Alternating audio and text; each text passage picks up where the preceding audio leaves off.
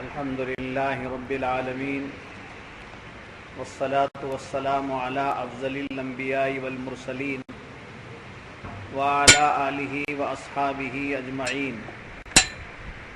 أما بعد فقد قال الله تبارك وتعالى في شأن حبيبه الكريم إن الله وملائكته يصلون على النبي يا أيها الذين آمنوا صلوا عليه وسلموا تسليما. اللهم صل على سيدنا مولانا محمد وعلى آل سيدنا ومولانا محمد وبارك وسلم صلاة وسلاما عليك يا سيدي يا حبيبي يا رسول الله صلى الله تعالى عليه وسلم. فقد قال الله تبارك وتعالى في القرآن المجيد والفرقان الحميد فأعوذ بالله من الشيطان الرجيم بسم الله الرحمن الرحيم. وَلَأُضِلَّنَّهُمْ وَلَأُمَنِّيَنَّهُمْ وَلَآمُرَنَّهُمْ فَلَيُبَتِّكُنَّ آذَانَ الْأَنْعَامِ وَلَآمُرَنَّهُمْ فَلَيُغَيِّرُنَّ خَلْقَ اللَّهِ وَمَنْ يَتَّخِذِ الشَّيْطَانَ وَلِيًّا مِّن دُونِ اللَّهِ فَقَدْ خَسِرَ خُسْرَانًا مُبِينًا. يَعِدُهُمْ وَيُمَنِّيهِمْ وما يعدهم الشيطان إلا غرورا أولئك مأواهم جهنم ولا يجدون عنها محيصا. صدق اللہ العظیم. قسم ہے میں ضرور انہیں بہکا دوں گا اور ضرور انہیں آرزوئیں دلاؤں گا اور ضرور انہیں کہوں گا کہ وہ چوپایوں کے کان چیریں گے اور ضرور انہیں کہوں گا کہ وہ اللہ کی پیدا کی ہوئی چیز بدل دیں گے اور جو اللہ کو چھوڑ کر شیطان کو دوست بنائے وہ صریح ٹوٹے میں پڑا. شیطان انہیں وعدے دیتا ہے اور آرزوئیں دلاتا ہے اور شیطان انہیں وعدے نہیں دیتا مگر فریب کے. ان کا ٹھکانہ دوزخ ہے اور اس سے بچنے کی جگہ نہ پائیں گے. معزز و محترم سامعین کرام، اللہ تعالیٰ کا فضل و کرم ہے کہ رمضان المبارک کا مبارک مہینہ تشریف لایا اور آج اس کے 3 تراویح گزر گئے اور 2 روزے ہمارے مکمل ہوئے. اس مبارک مہینے میں جیسا کہ آپ نے سنا ہے کہ اس مبارک مہینے کا تعلق قرآن کریم سے ہے اور اللہ تعالیٰ نے قرآن پاک کو انسانوں کی ہدایت کے لیے ایک پیغام دیا اور ایک ہدایت کا ایک ذریعہ ہے قرآن کریم. ہدی للناس کہا قرآن پاک نے. لوگوں کے لیے ہدایت ہے، اہل ایمان کے لیے بھی ہدایت اور اہل ایمان کے لیے تحفے کے طور پر پیش ہوا ہے. حضرات، اس مبارک مہینے میں ہم جتنا قرآن کی تلاوت کریں ہمارے لیے بہت ہی فائدہ مند ہے دنیا اور آخرت کی زندگی کے لیے. اور ہم اس مبارک مہینے میں قرآن پاک کی جو دولت نصیب ہوئی ہے اس کے شکرانے میں ہم روزہ رکھتے ہیں. اور سرکار دو عالم صلی اللہ علیہ وسلم نے رمضان کے دن کو میں روزہ ارشاد فرمایا ہے اور رات کو تراویح پڑھنا سنت قرار دیا ہے. تو ہمارے احناف کے مطابق ہم لوگوں کو بلکہ ائمہ اربعہ چاروں ائمہ کے پاس 20 رکعت تراویح ثابت ہیں. تو ہم قرآن کریم کو حافظ قرآن کی نسبت سے سنتے ہیں اور تراویح کا اہتمام کرتے ہیں.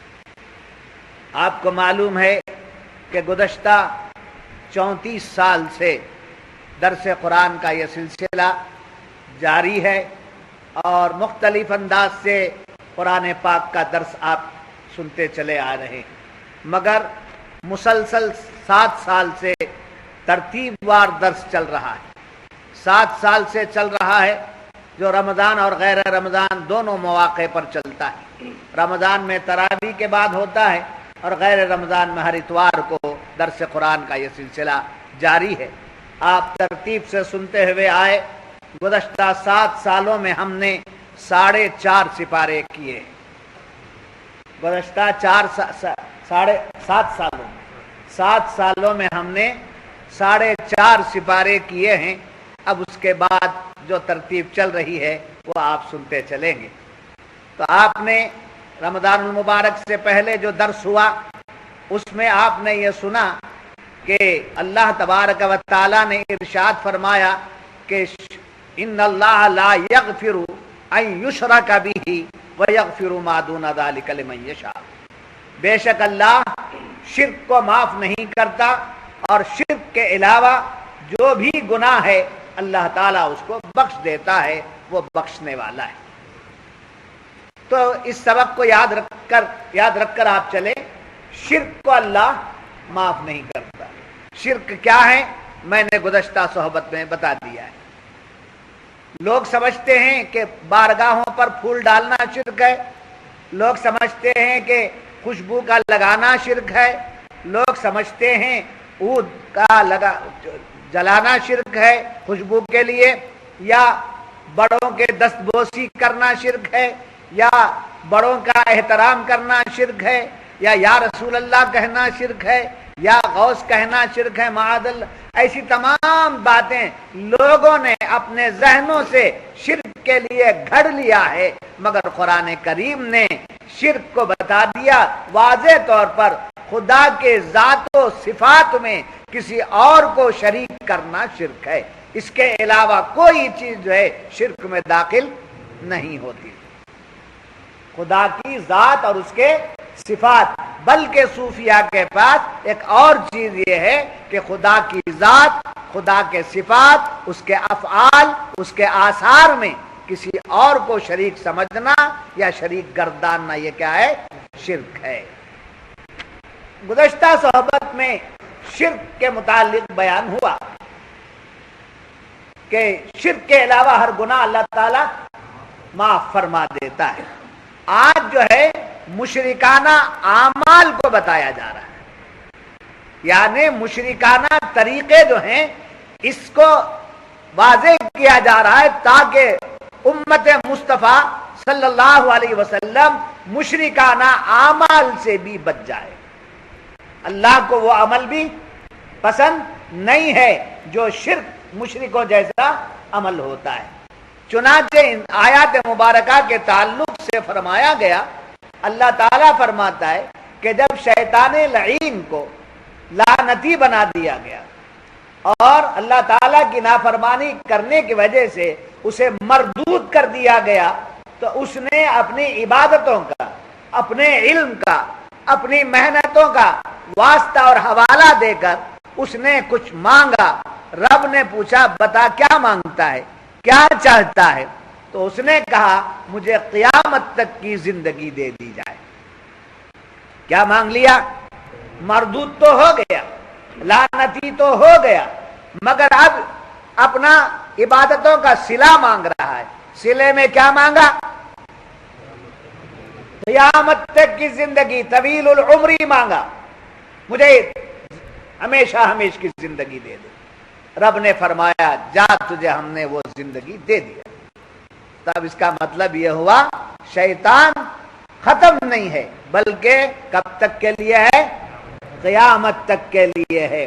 صورتیں بدلتا ہے, انداز بدلتا ہے, باتیں بدلتا ہے, حالات کو سمجھ کر لوگوں کو بہکانے کے طریقے بدلتا ہے, مگر اس کا جو اصول ہے یعنی شیطنت کی جو بنیاد ہے وہ یہ کہ اللہ سے اور اللہ والوں سے دور کرنا اس کا مقصد ہے. کیا مقصد ہے اس کا؟ اللہ سے اور اللہ والوں سے دور کرنا. پہلے تو اللہ سے دور کرنے کی بات تھی, اللہ والوں سے دور کرنے کی بات یہاں آئی تو اس لیے کہ شیطان کو حکم دیا گیا, ملائکہ کو بھی حکم دیا گیا کہ حضرت آدم کو سجدہ کرو. تو حضرت آدم علیہ السلام نبی بھی ہیں اور اللہ تعالیٰ کے برگزیدہ بندے بھی ہیں. اس اعتبار سے اللہ والے بھی, آپ جو نبی ہے وہ اللہ والا ہے. تو اللہ والے کا احترام نہ کرنے کی وجہ سے اللہ والے کی عظمت نہ کرنے کی وجہ سے اس کو کیا کر دیا گیا؟ راندہ بارگاہ کر دیا گیا. تو اب اس نے یہ بات لے لی کہ مجھے اللہ والوں کا احترام نہ کرنے کی وجہ سے مجھے راندہ بارگاہ کر دیا گیا ہے. تو قیامت تک کی زندگی اس نے لے کر کام کرنا شروع کر لیا کہ کسی بھی بہانے سے کس سے دور کرنا چاہیے؟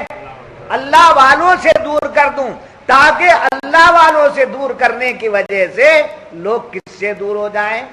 اللہ سے دور. یہ ہے شیطان.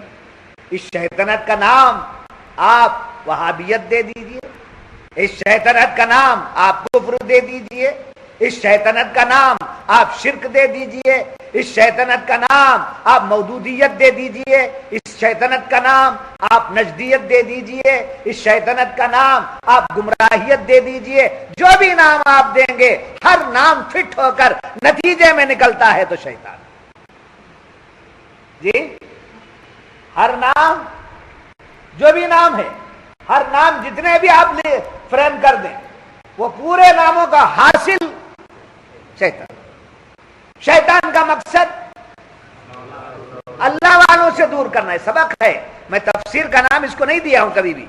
درس قرآن، قرآن کا جو درس ہے، سبق کیا مل رہا ہے یہ دیکھو، اس پر آپ میرے ساتھ چلتے رہنا. میں ایسے سمجھاتا ہوں جیسے آپ میں کلاس لے رہا ہوں. جی تو شیطان کا مقصد کیا ہے؟ اللہ والوں سے دور کرنا. اللہ والوں سے دور کرنے کا مقصد کیا ہے؟ دو باتیں. ایک انتقام ہے، یعنی اندر سے جو اس کو لعنتی کر دیا گیا وہ غصہ ہے ان کی وجہ سے، لہذا ان سے کیا کر دینا چاہیے؟ دور کر دیں. ان سے دور کر دیں گے تو آٹومیٹک کیا ہو جائیں گے؟ لوگ اللہ سے دور ہو جائیں گے. تو اللہ والوں سے نزدیک ہوئے تو اللہ کے قریب ہو جائیں گے، محبوب ہو جائیں گے. اللہ والوں سے دور ہو گئے تو میری طرح وہ بھی مردود ہو جائیں گے، میری طرح وہ مغضوب ہو جائیں گے. تو اس طریقے سے اس کا مقصد یہی ہے. تو آج بھی اسی کا کام چل رہا ہے، کل بھی اسی کا کام چلتا تھا، کل بھی اسی کا کام چلے گا، قیامت تک کے لیے اس کا کام چل رہا ہے. اور یہ کام وہ اپنے طور پر کر رہا ہے. اور کن لوگوں کے خلاف وہ کام کر رہا ہے؟ کہ اہل ایمان کو اللہ والوں سے دور کرتا ہے. پہلے سے جو مشرک ہے اس پر محنت کرنے کی اس کو ضرورت نہیں ہے. پہلے سے جو کفر کے دلدل میں ہے اس پر محنت کرنے کی اس کو ضرورت نہیں ہے. پہلے سے جو اس کے ساتھ میں لوگ ہیں اس سے محنت کرنے کی، ان پر محنت کرنے کی اسے ضرورت نہیں. اس لیے کہ پہلے اس کے ساتھ میں وہ لوگ ہو گئے. تو کس پر وہ محنت کرتا ہے؟ کس کے پیچھے وہ محنت کرتا ہے؟ کس کے پیچھے میں؟ اہل ایمان کے. کس کے پیچھے محنت کرتا ہے وہ؟ اہل ایمان کے. اہل ایمان کو بھٹکا دینا، ایمان والوں کو بھٹکا دینا. دوسرے لفظوں میں اہل ایمان ہے کون؟ عاشقان رسول. اہل ایمان کون ہے؟ عاشقان رسول. ہر کلمہ پڑھنے والے کے بعد جاتا نہیں، دیکھ لیتا ہے کہ یہ ہمارے حساب کتاب کا ہے. وہ جو عاشق رسول ہے اس پر کسی کی نہیں چلتی، اس کے پیچھے چلتا ہے. اور اپنی صورت لے کر کے نہیں آتا، اور صورتوں میں آتا ہے. دین کیا لبادہ اوڑھ کر کے آتا ہے. تو لہذا اس نے کب تک کی عمر مانگی؟ قیامت تک کی عمر مانگی. یہ کام اس کا چلتا رہے گا. آپ یہ سمجھیں کہ اگر وہ غلط ہوتے دوسرے طبقات جو ہیں، اشارے سے میرے سمجھ لینا چاہیے. میں واضح طور پر بھی بول دیتا ہوں مگر اشاروں میں بات کو زیادہ لے کر چلتا ہوں، اس لیے کہ اگر کوئی واضح طور پر سننے سے کسی کو تکلیف ہوتی ہو تو اس تکلیف کو میں آسانی کے ساتھ حل کرتا ہوں، آسانی کے ساتھ حل کر دیتا ہوں. تو جو اس بات کو سمجھنا چاہیے اشاروں کے ذریعے سے کہ جو لوگ اللہ والوں سے دور کرتے ہیں وہ کس کا کام کر رہے ہیں؟ اللہ والوں سے ملانے کا جو کام کر رہے ہیں وہ کس کا کام کر رہے ہیں؟ رحمان کا کام. ایک رحمان کا کام ہے اور ایک شیطان کا کام. اللہ بھی یہی چاہتا ہے کہ میرے بندے میرے محبوبوں کے قریب ہو جائیں. اللہ یہ چاہتا ہے کہ میرے بندے میرے محبوبوں کے قریب ہو جائیں. شیطان یہ چاہتا ہے کہ اللہ کے بندے اللہ کے محبوبوں سے دور ہو جائے. اللہ قریب کرنا چاہتا ہے اور شیطان دور کرنا چاہتا ہے. تو جو لوگ قریب کرنے کا کام کرتے ہیں وہ کس کی منشا پوری کر رہے ہیں؟ اللہ کی منشا پوری کر رہے ہیں. اور جو دور کرنے کا کام کر رہے ہیں وہ کس کے خیال کو پورا کر رہے ہیں؟ بس. اور زیادہ بحث کرنے کی اور زیادہ پردے اٹھانے کی ضرورت نہیں ہے. اس تمیز کے ساتھ چلتے رہنا چاہیے. آج کی دنیا میں آدمی ہر چیز میں تمیز کرتا ہے. اگر تمیز اپنے ایمان کی نسبت سے نہیں کرتا ہے تو بتائیے کہ وہ اس دور کا آدمی نہیں معلوم ہوتا ہے. تو بات سمجھ میں آئی؟ تو اس نے کب تک کی عمر مانگی؟ کیا کرنے کے لیے؟ اللہ والوں سے اللہ، یعنی گمراہ کرنے کے لیے. خود گمراہ اور دوسروں کو گمراہ کرنے کے لیے. کب تک کی عمر مانگا؟ قیامت تک. سلام. یہاں بدعقیدہ لوگوں کے عقیدے کا، بدعقیدگی کا جواب بھی ہے. جب شیطان کو دشمن بھی بتایا، شیطان کو دشمن بتایا، انہ لکم عدو مبین کہا، شیطان تمہارا کھلا ہوا دشمن ہے. جب دشمن کو بتا بھی دیا، اور حضور صلی اللہ علیہ وسلم فرماتے ہیں شیطان انسانوں کی رگوں میں ویسے دوڑتا ہے جیسے خون، جیسے خون کا سرکولیشن ہوتا ہے. خون کا سرکولیشن ان رگوں سے ہوتا ہے. تو خون کے قطرات کے ساتھ کس کا گزر ہوتا ہے؟ ہاں، کسی ایک جگہ بیٹھا نہیں ہے، وہ ساتھ میں چل رہا ہے. رگوں میں جیسا خون دوڑتا ہے ویسے دوڑ رہا ہے. اس کو اتنا قریب بتا دیا جی، اور قیامت تک کی عمر دے دیا. جب دشمن بھی بتا دیا، اب اس کو جب قیامت تک کے لیے ہے تو یہ امت محمدیہ کہاں جائے؟ یہ بھولے بھالے لوگ، یہ نرم طبیعت والے لوگ، اس شیطان کے بہکاوے کو سمجھنا نہ پانے والے لوگ کدھر جائیں؟ تو شیطان کو جیسے ہمیشہ ہمیشہ کے لیے زندگی دے دیا ہے اور رگوں میں وہ دوڑتا ہے، یاد رکھ لینا حضور کو جان سے بھی زیادہ قریب کر کے بتا دیا. النبی اولا بالمؤمنین من انفسہم، نبی مومنوں کی جانوں سے بھی زیادہ قریب ہیں. تو یہ رگوں میں دوڑ لیتا ہے مگر سرکار جان کی جان بنے ہوئے ہیں. جانے جانا ہے سرکار دو عالم صلی اللہ علیہ وسلم. تو جن کے پاس رسول دور ہیں، شیطان ان کے پاس قریب ہے. اور جن کے پاس رسول قریب ہے، شیطان قریب ہو کر بھی دور ہے.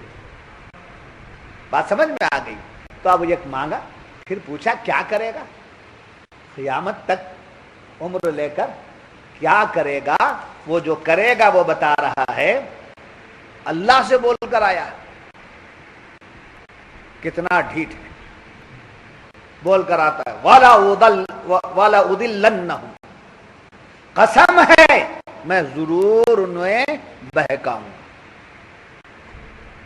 قسم بھی کھا رہا ہے اور کیا کہہ رہا ہے؟ میں ضرور بہکاؤں گا. اور کیا کام؟ ڈیوٹی کروں گا. ڈیوٹی لے کر آیا ہے، سمجھے؟ یہ ڈیوٹی کروں گا، اس کا لائسنس. اور کیا کروں گا؟ والا امنینہم، اور ضرور انہیں آرزویں دلاؤں گا. پھر کیا پوچھتا ہے؟ والا آمرنہم، اور ضرور انہیں کہوں گا کہ فلیبتکن آذان الانعام، ضرور انہیں کہوں گا کہ وہ چوپایوں کے کان چیریں گے.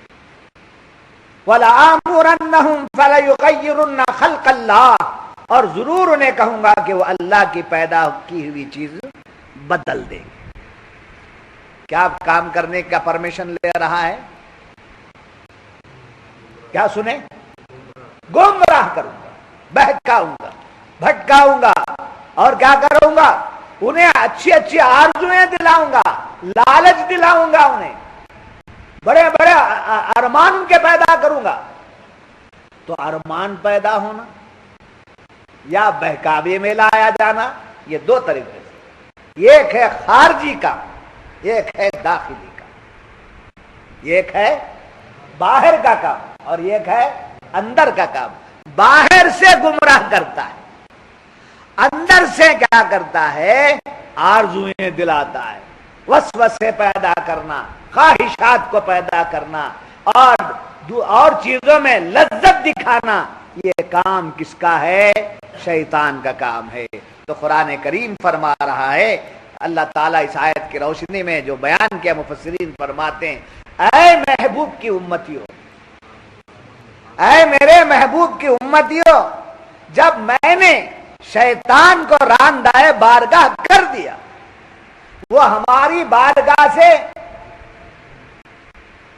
مردود کر دیا گیا، تو اس نے تمہارے متعلق اس نے تمہارے متعلق ہم سے چند باتیں کی۔ یہ نہیں پوچھا کہ مجھے کیوں مردود کر دیا، مجھے کیوں لعنتی کر دیا، لعنتی کیوں کر دیا، اس نے نہیں پوچھا۔ رب نے پوچھا تو انہیں سجدہ کیوں نہیں کیا؟ جی ہمیشہ سجدہ کرنے والا آج کیوں نہیں کیا؟ اس نے یہ نہیں پوچھا میں نے کیا خطا کر دی کہ مجھے تو نے مردود کر دیا، یہ نہیں پوچھا، بلکہ رب نے پوچھا تو نے سجدہ کیوں نہیں کیا، آدم کے سامنے جھکا کیوں نہیں؟ تو اس نے کیا جواب میں کہا؟ تکبر نہیں کیا، بلکہ تکبر کا لفظ تو عام طور پر استعمال ہوا ہے، مگر اس نے کیا کیا؟ بڑائی کی اپنی۔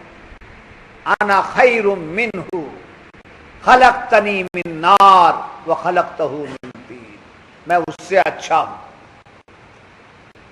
جی انا خیر منہ خلقتنی من نار، میں آگ سے بنایا گیا ہوں، وخلقتہ من طین، اور ان کو مٹی سے پیدا کیا گیا، میں ان کے سامنے کیسے جھکتا؟ تو رب کے پوچھنے پر جواب دیا اس نے، مگر رب سے یہ نہیں پوچھا تو نے مجھے مردود کیوں کر دیا۔ مگر مردود ہو جانے کے بعد اس نے دو باتیں جو مانگی، ایک طویل العمری اور ایک گمراہ کرنے کا پرمیشن۔ ہاں جی یہ مانگا، تو اس کو قرآن بیان کر رہا ہے کہ مولا مجھے قیامت تک کی عمر دے دے اور میں یہ کام کروں گا۔ رب فرما رہا ہے کہ وہ تمہیں بہکانے کی اور گمراہ کرنے کی باتیں تمہارے متعلق وہ کرنے لگا ہے، تو تب ہم نے اس کو کیا کیا؟ فرمایا ان کے دلوں میں امیدیں پیدا کروں گا، تمنائیں پیدا کروں گا، جس کی وجہ سے وہ دنیا میں پھنس جائیں گے، دنیا کی چیزیں انہیں بڑی بنا کر کے دکھاؤں گا، دنیا کی چیزیں انہیں عالیشان بنا کر کے دکھاؤں گا، دنیا کی لذتیں انہیں دکھاؤں گا، جس کی وجہ سے وہ کس میں پڑ جائیں گے؟ دنیا کی محبت میں پڑ جائیں گے، اور پھر کیا رہیں گے؟ ان کو آخرت کا خیال نہیں آئے گا۔ کس چیز کا خیال نہیں آئے گا؟ آخرت کا خیال نہیں آئے گا۔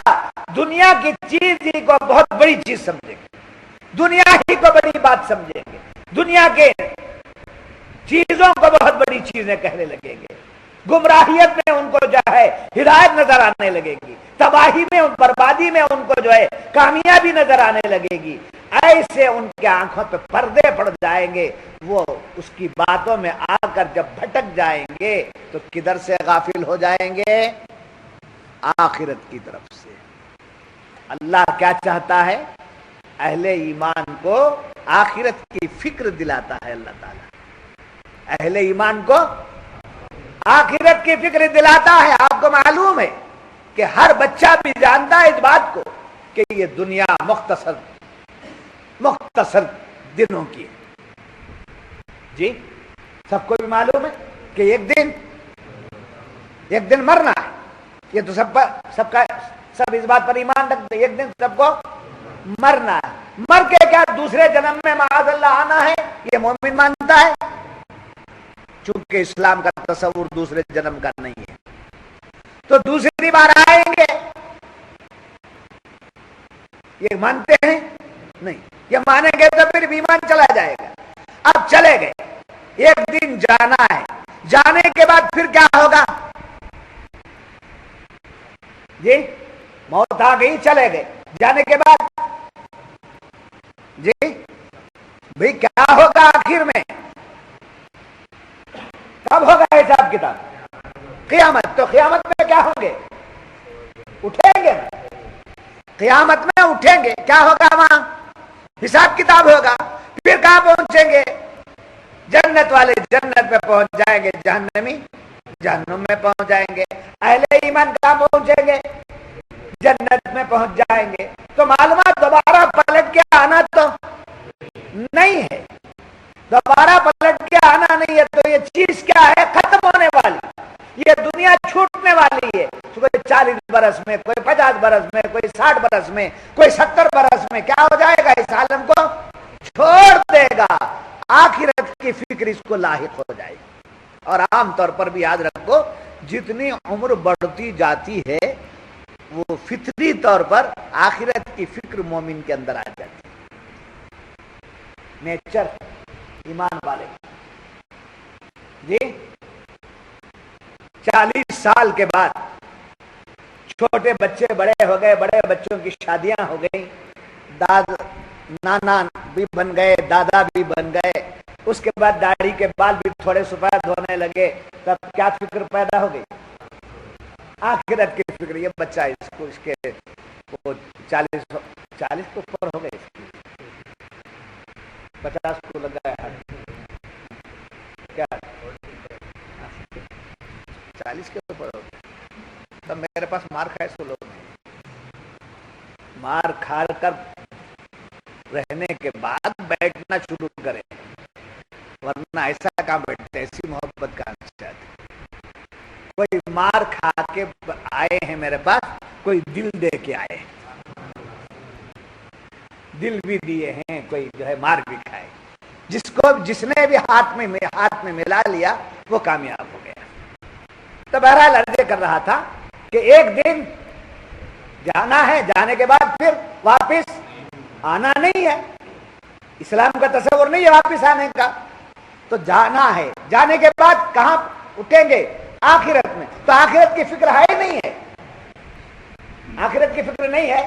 تو آخرت کی فکر ہے، ہر ایک مومن بندے کو آخرت کی فکر ہے. رب کے حضور پیش ہونے پر ایمان ہے. اب شیطان کیا کرتا ہے؟ دنیا میں پھنسا کر آخرت سے دور کر دیتا ہے. شیطان کیا کرتا ہے؟ دنیا میں پھنسا کر آخرت کی فکر اس کے پاس سے نکال دیتا ہے. تو رب نے فرمایا یہ مقصد اس نے بیان کر دیا اور طرح طرح سے لوگوں کو بہکانے کا منصوبہ وہ بناتا ہے. چنانچہ یاد رکھیے درازی عمر. یہاں ایک بات، شیطان نے پہلے کیا مانگا؟ درازی عمر. سمجھے؟ تو درازی عمر نفس کے لیے مانگنا، دنیا کے کام کے لیے مانگنا. سمجھے؟ دنیا کی خواہشات کو پورا کرنے کے لیے درازی عمر مانگنا یہ شیطان کی علامت ہے. زیادہ عمر مانگنا شیطان کی علامت ہے. لمبی عمر مانگنا شیطان کی علامت ہے. مگر ان مسکراہٹوں کو بھی سمجھتا ہوں اور اس کا جواب بھی ہمارے پاس ہے کہ اللہ کے دین کو عام کرنے کے لیے، اللہ کے دین کو عام کرنے کے لیے، اللہ کی مرضی پر جینے کے لیے عمر کی درازی مانگنا یہ بہت بہتر کام. سمجھے؟ عمر کی درازی مانگی جائے کس کام کے لیے؟ مولا میری عمر میں درازی عطا فرما تاکہ میں تیری عبادت کر سکوں. میری عمر میں درازی عطا فرما تاکہ تیرے بندوں تک تیری بات میں پہنچا سکوں. مولا میری عمر میں درازی عطا فرما تاکہ میں محبان مصطفیٰ کو مصطفیٰ کے عشق میں سمجھے عشق سے مالا مال کر دوں. تو گویا دین کے کام کے لیے درازی عمر مانگنا یہ بہت بہتر دعا ہے. اور اپنے نفس کے لیے خواہشات پوری کرنے کے لیے، دنیا بنانے کے لیے، گمراہیت پھیلانے کے لیے درازی عمر مانگنا یہ کیا ہے؟ یہ کیا ہے؟ تو دعا یہ کی ہے، درازی عمر کی دعا یہ کی ہے. ایک دعا نفسانیت اور کے لیے ہے تو وہ شیطان کا طریقہ ہوگا. جو دعا درازی عمر کی ہے دین کے کام کے لیے مولا مجھے عمر میں درازی عطا فرما تاکہ میں تیری عبادت کر سکوں، تیری بارگاہ میں سجدہ ریز ہو سکوں، تیرے دین کا میں کی اشاعت کر سکوں، تیرے نبی کے امتیوں تک نبی کی بات پہنچا سکوں۔ اس کے لیے عمر کی درازی مانگنا کیا ہے؟ بہتر کام ہے، اچھی دعا ہے۔ چنانچہ مفسرین فرماتے ہیں ہائے ہائے، وہ جب اس نے کہا وَلَا أُضِلَّنَّهُمْ وَلَا أُمَنِّيَنَّهُمْ، قسم ہے میں ضرور انہیں بہکا دوں گا اور ضرور انہیں آرزویں دلا دوں گا اور ضرور انہیں کہوں گا کہ وہ چوپائیوں کے کان چیریں۔ یعنی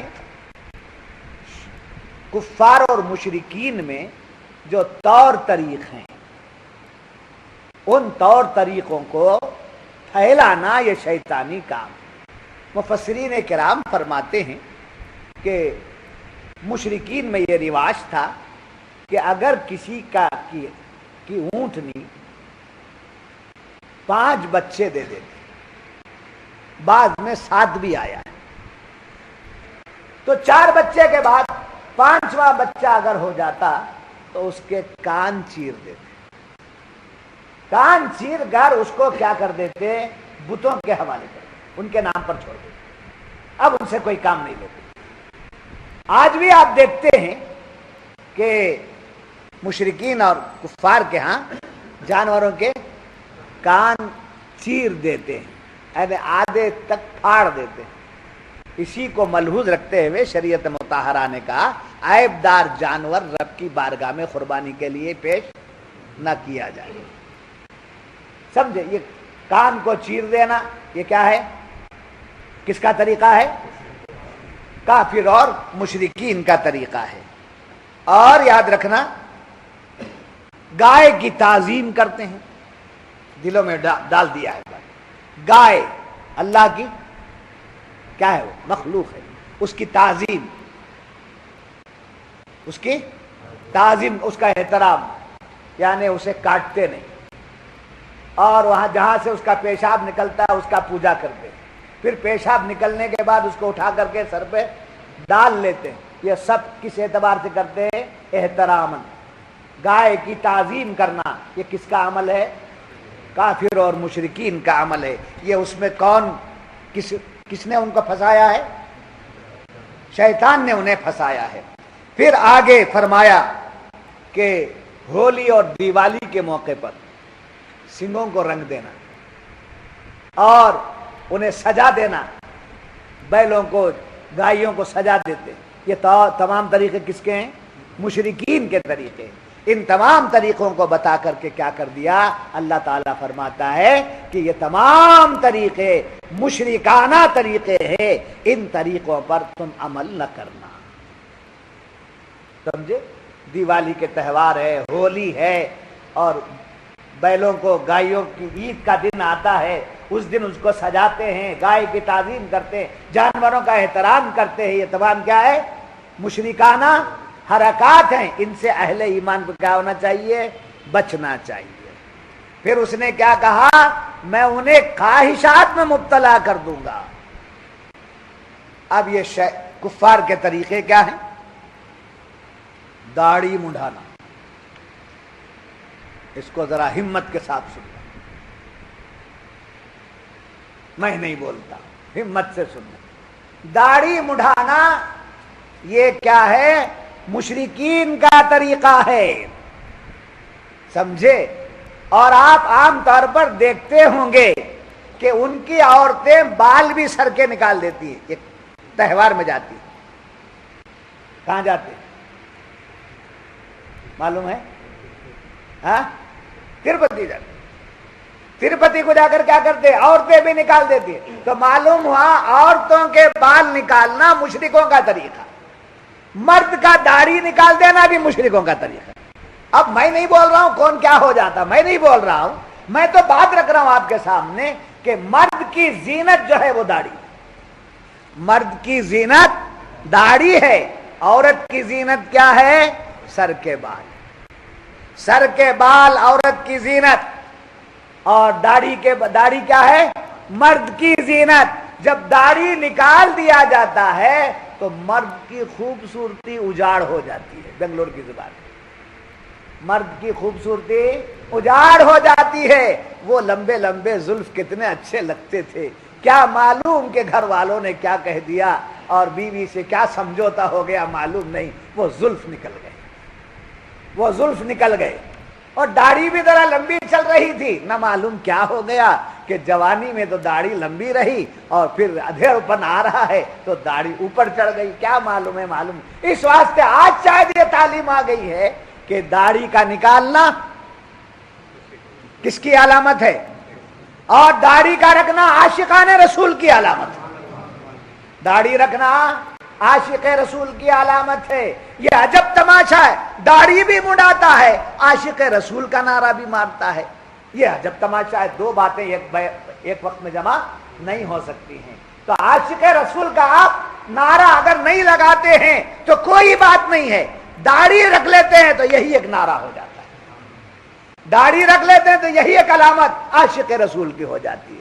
تو کیا رکھنا چاہیے, داڑھی رکھنا. تو شیطان کیا کرتا ہے, بہکانے کی اجازت لے کر آیا ہے نا, وہ کیا کرتا ہے, ابھی کون سی عمر گئی ہے, ابھی کون سی عمر گئی ہے, شادی ابھی ہوئی نہیں, بات دیکھیں گے, یہ ایک بات. دوسری بات, شادی ابھی ابھی ہوئی ہے, کیا ہے, شادی ابھی ابھی ہوئی ہے, آگے دیکھیں گے.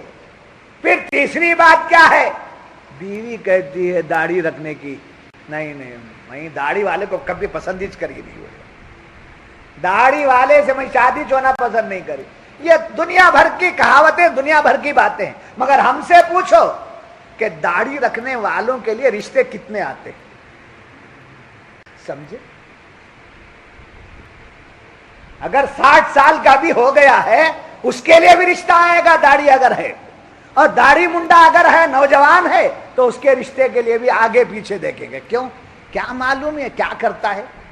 داڑھی والے ہیں, حضرت ہیں, کیسے بھی لا کر ہمارا جینا چلائے گی, کیسے بھی ہماری بچی کو سنبھال لے گی.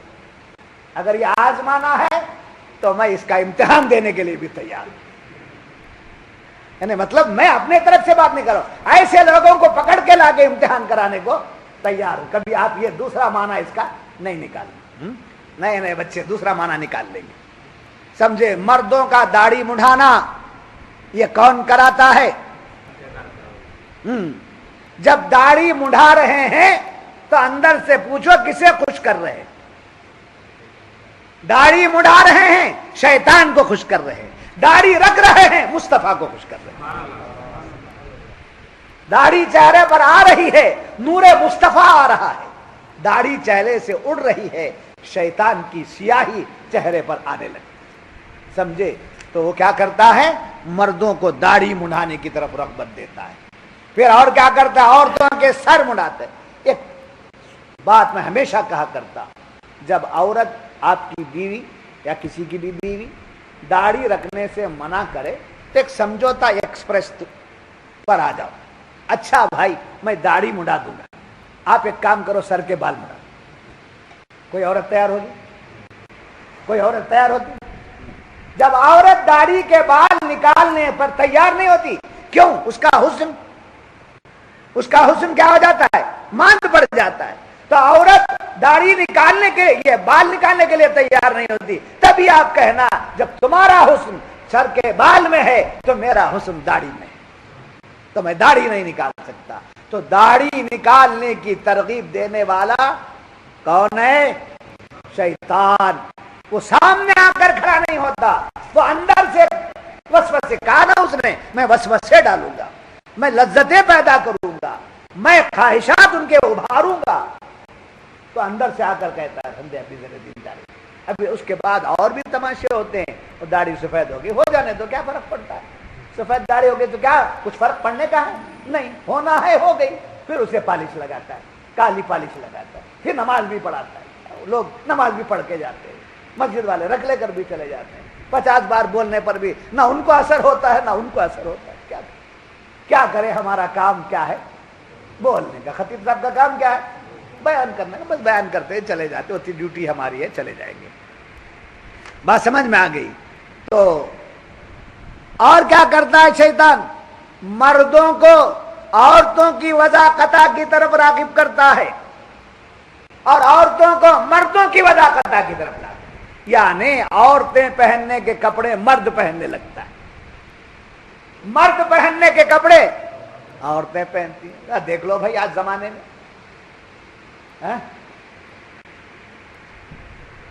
عورتوں کے کپڑے کیسے، مردوں کے کپڑے کیسے۔ اور یہاں کپڑوں کی بات آئی تو میں آپ کو بتا دوں کہ نماز میں آؤ تو ستر عورت چھپانا ہے، سمجھے؟ ایسے کپڑے کیوں پہنے جس کو پہننے کے بعد بھی ہماری بے حیائی ظاہر ہوتی ہے؟ جی ٹائٹ پینٹ پہن رہے ہیں، میری سمجھ میں نہیں آتا کسی بھی حالت میں کہ ہم ٹائٹ کپڑے پہنے اور اطمینان کے ساتھ استنجا کر لیں، یہ میری سمجھ میں نہیں آتا۔ ٹائٹ کپڑے پہنے اور اطمینان کے ساتھ شرعی طور پر استنجا ہو جائے، یہ میری سمجھ میں نہیں آتا۔ استنجا سب سے بڑی ضروری چیز ہے نا نماز کے لیے، پاکی ہونا ضروری ہے نا۔ الطہور شطر الایمان، الطہور نصف الایمان، پاکی آدھا ایمان۔ ٹائٹ کپڑے جب پہن کر آپ استنجا خانے میں جاتے ہیں تو ڈر لگتا ہے کہ جو قطرے ہیں اندر کھڑے ہونے کے بعد وہ قطرے گر جاتے ہیں، یہ ڈر لگتا ہے۔ اگر ایکسپیرینس ہے تو سمجھ لو، نہیں ہے تو پھر توجہ کرو۔ تو یہاں سے ٹائٹ کپڑے، ادھر عورتیں بھی ٹائٹ کپڑے پہنتے ہیں اور ایسے کپڑے پہن کر نوجوان لوگ آتے۔ میں نوجوان بچوں سے کہوں گا کہ اللہ کی عبادت کرنے کے لیے آئے ہیں تو مسجد میں بھی آئیں تو ایسے کپڑے پہن کر آئیں جس سے خود کی بھی نماز ہو جائے اور دوسرے کو کراہت بھی نہ ہونے پائے، دوسرے کی نماز میں فرق بھی نہ ہونے پائے۔ اتنا اونچا شرٹ پہن کے آتے ہیں اور اتنی ٹائٹ پینٹ پہن کر کے آتے ہیں، سجدے میں جاتے ہیں۔ اگر آنکھ بند کر کے نماز پڑھیں گے تو مکروہ ہے، آنکھ کھول دیں گے تو سامنے تماشا، آنکھ کھول دیں گے تو تماشا ہے، آنکھ بند کر دیں گے تو علماء فرماتے ہیں آنکھ بند کر نماز پڑھنا مکروہ ہے۔ تو کیا کریں؟ آخر مسجد کو آنا چھوڑنا پڑتا ہے، مسجد کو نہیں آئیں گے تو پبلک نہیں چھوڑے گی۔ حضرت سب بیان کرتے ہیں مسجد میں آپ نماز نہیں پڑھتے نا، یہ مصیبت ہے۔ اس واسطے مساجد میں آئیں یا نہ آئیں، ہمیشہ مسلمان کا لباس ایسا ہو کہ جس کے اندر اپنا پورا ستر عورت چھپ جائے۔ جی تو اب یہ شیطان لذتیں دکھاتا ہے اس کے اندر۔ مریدہ بننے کے بعد تو بہت بن جانا چاہیے، مرید بننے کے بعد کپڑے نہیں بدلے تو دل